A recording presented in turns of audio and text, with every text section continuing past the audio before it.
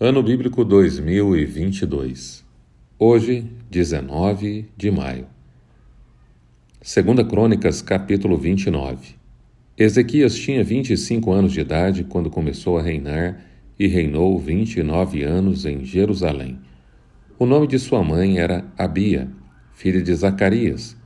Ele fez o que era aprovado diante do Senhor, tal como tinha feito Davi, seu predecessor. No primeiro mês do primeiro ano de seu reinado, ele reabriu as portas do templo do Senhor e as consertou. Convocou os sacerdotes e os levitas, reuniu-os na praça que fica no lado leste e disse: Escutem-me, levitas. Consagrem-se agora e consagrem o templo do Senhor, o Deus dos seus antepassados. Retirem tudo que é impuro do santuário. Nossos pais foram infiéis, fizeram o que o Senhor, o nosso Deus, reprova e abandonaram. Desviaram o rosto do local da habitação do Senhor e deram-lhe as costas. Também fecharam as portas do pórtico e apagaram as lâmpadas. Não queimaram incenso, nem apresentaram holocausto no santuário para o Deus de Israel.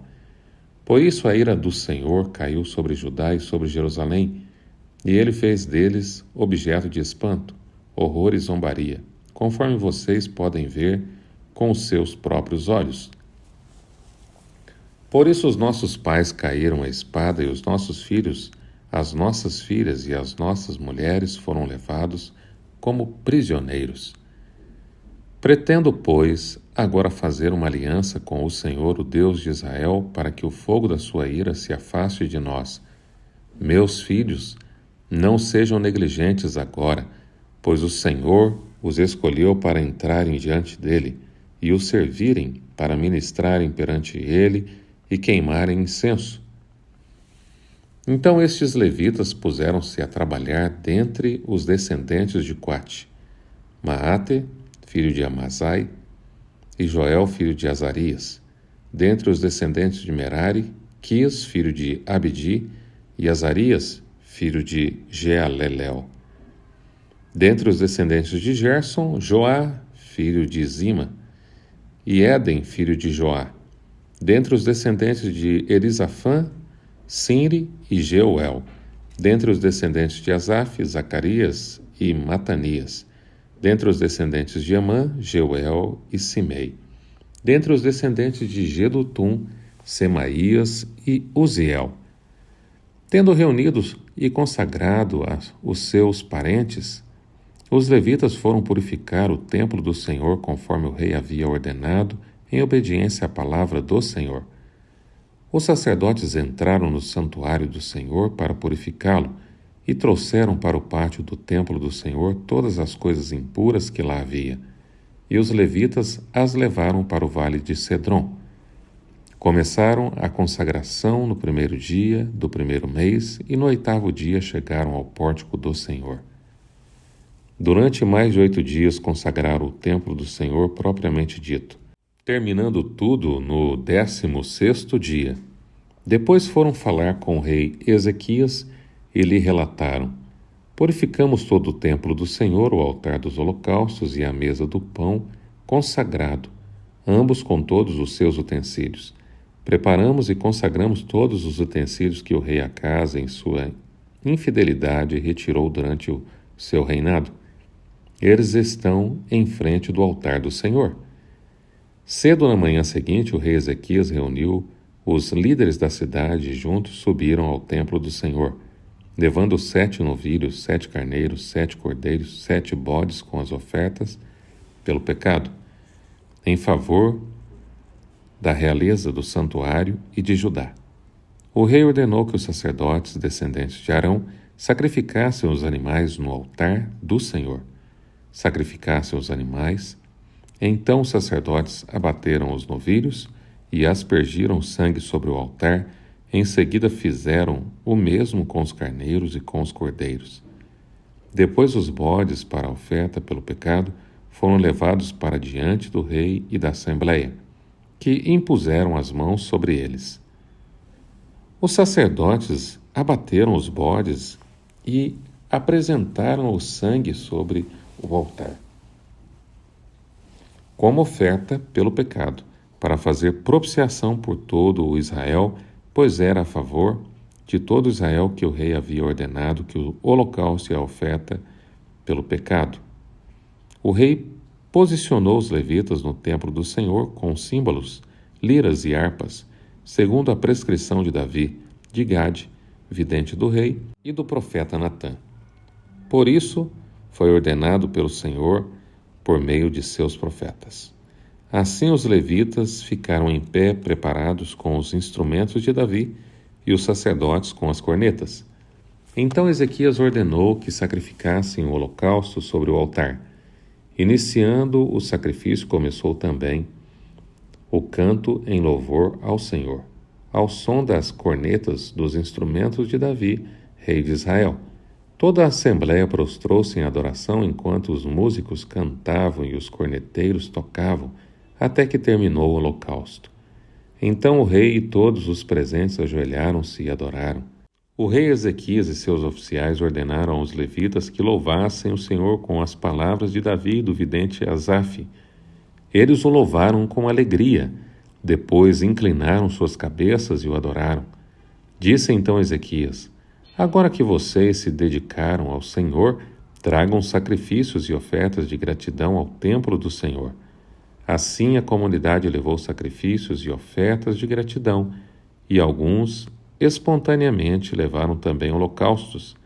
Esses holocaustos que a Assembleia ofertou ao Senhor foram 70 bois, 100 carneiros, 200 cordeiros.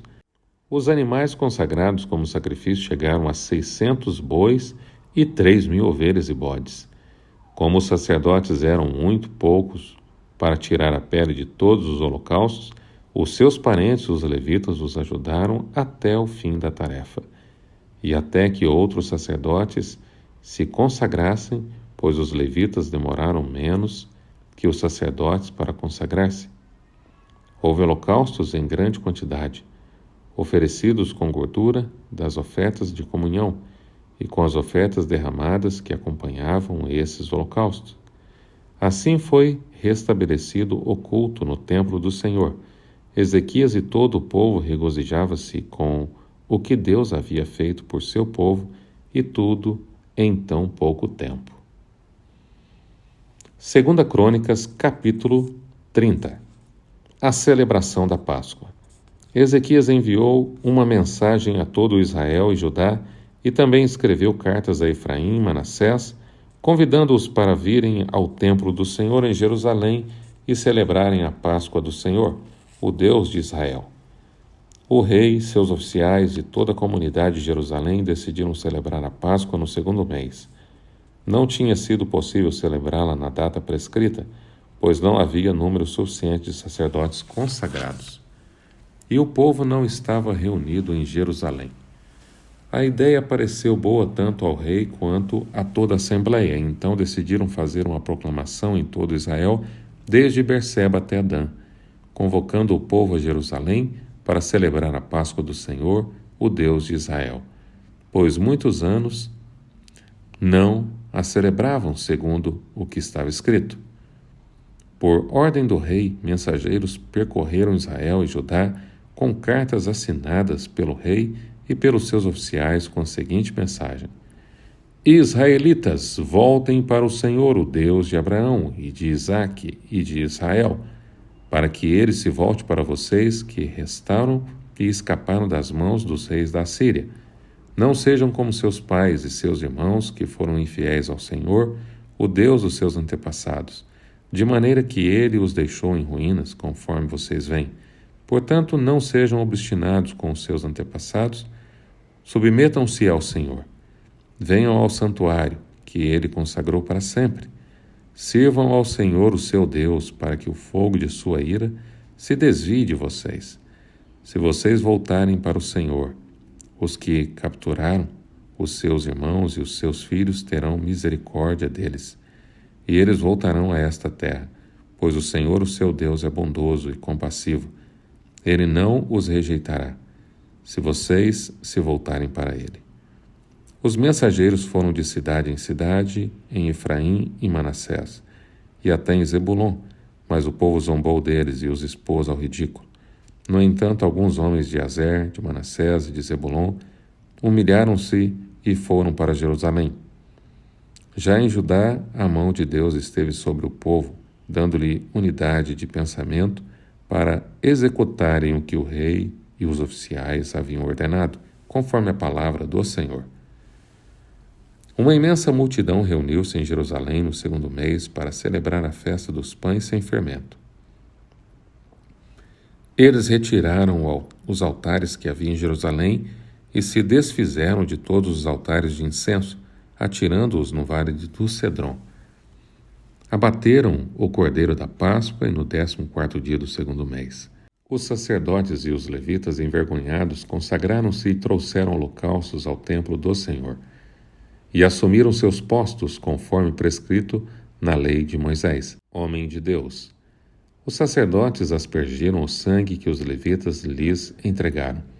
Visto que muitos na multidão não se haviam consagrado, os levitas tiveram que matar cordeiros da Páscoa para todos os que não estavam cerimonialmente puros e que, por isso, não podiam consagrar os seus cordeiros ao Senhor.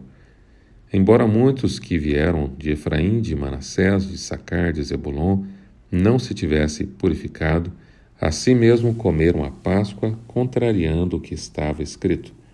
Mas Ezequias orou por eles, dizendo: Queira o Senhor, que é bondoso, perdoar todo aquele que inclina o seu coração para buscar a Deus, o Senhor, o Deus dos seus antepassados, mesmo que não esteja puro de acordo com as regras do santuário.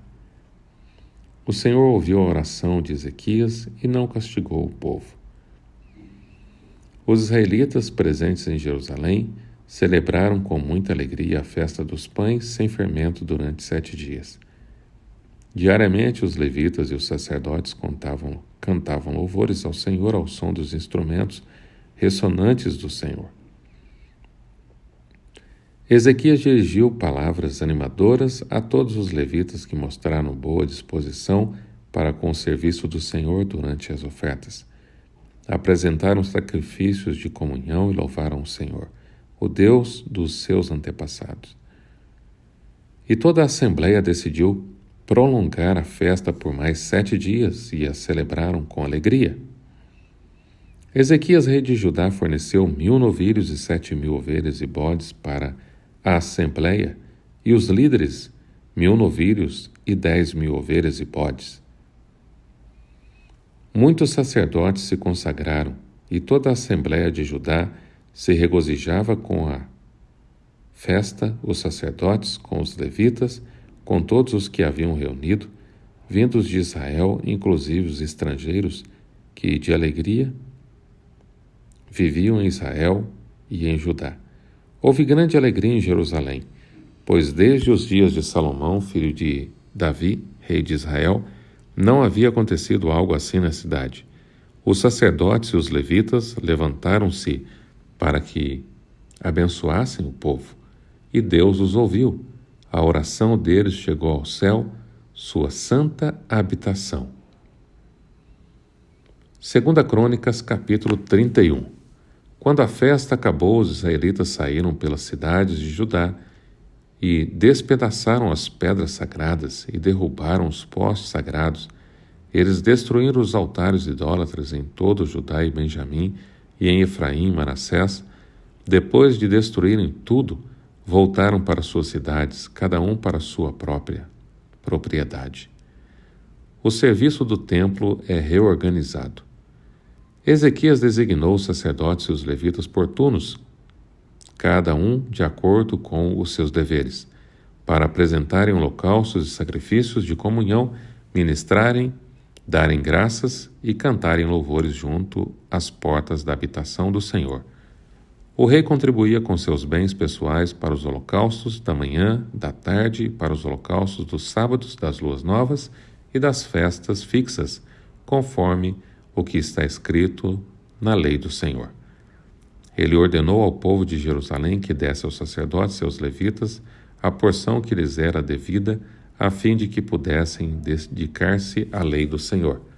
Assim que se divulgou essa ordem, os israelitas deram com generosidade o melhor trigo, do vinho, do óleo, do mel, de tudo o que os campos produziam. Trouxeram o dízimo de tudo. Eram uma grande quantidade.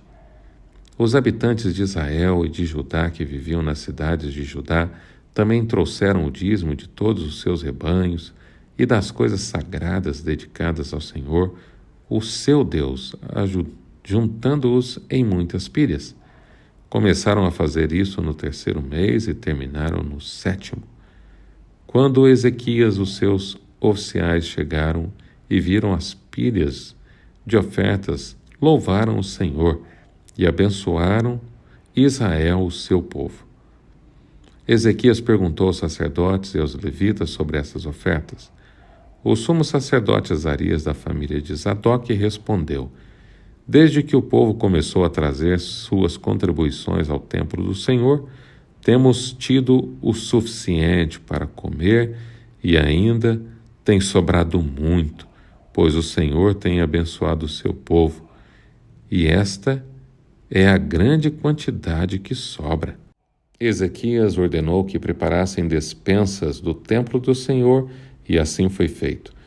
Então recolheram fielmente as contribuições, os filhos e os presentes dedicados. O levita Conanias foi encarregado destes deveres, e o seu irmão Simei era o seu auxiliar. Jeiel, Azazias, Naate, Azael, Jeremote, Josabade, Eliel, Ismaquias, Maate e Benaia eram supervisores subordinados a Conanias e ao seu irmão Simei, por nomeação do rei Ezequias e de Azarias, o oficial encarregado do templo de Deus. Coré, filho do levita Imna, guarda da porta leste, foi encarregado das ofertas voluntárias feitas a Deus, distribuindo as contribuições dedicadas ao Senhor e as ofertas santíssimas. Sob o comando dele estavam Éden, Miniamim, Jesua, Semaías, Amarias e Secanias, que nas cidades dos sacerdotes, com toda a fidelidade, distribuíam ofertas aos seus colegas, de acordo com os seus turnos, tanto os idosos quanto os jovens.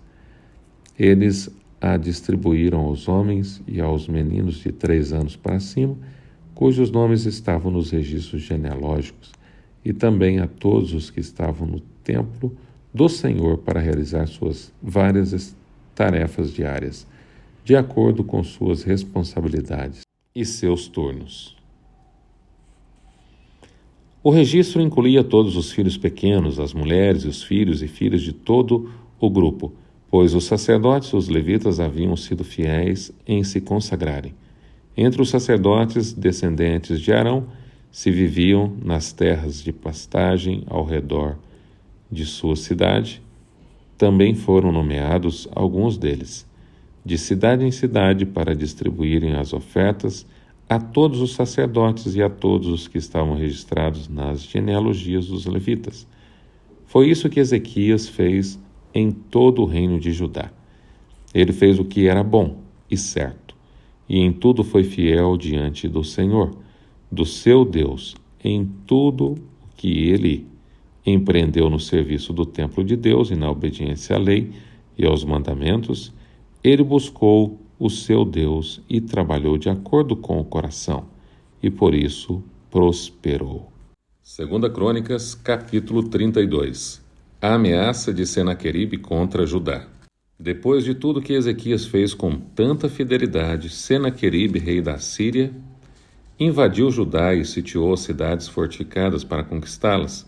Quando Ezequias viu que Senaqueribe pretendia guerrear contra Jerusalém, consultou os seus oficiais e os comandantes do exército sobre a ideia de mandar fechar a passagem de água das fontes do lado de fora da cidade. E eles concordaram. Assim ajuntaram-se muitos homens e fecharam todas as fontes e o riacho que atravessava a região. Eles diziam: por que deixar que os reis da Síria venham e encontrem toda essa água? Depois, com grande empenho repartiu e reparou todos os trechos quebrados do muro e construiu torres sobre ele.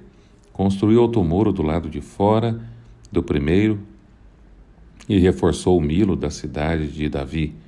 E mandou fazer também em mim muitas lanças e muitos escudos.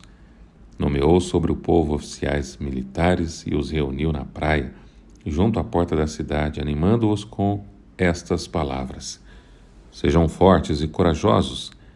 Não tenham medo nem desanime por causa do rei da Síria e do seu enorme exército, pois conosco está um poder maior do que o que está com ele. Com ele está somente o poder humano, mas conosco está o Senhor, o nosso Deus, para nos ajudar e para travar as nossas batalhas.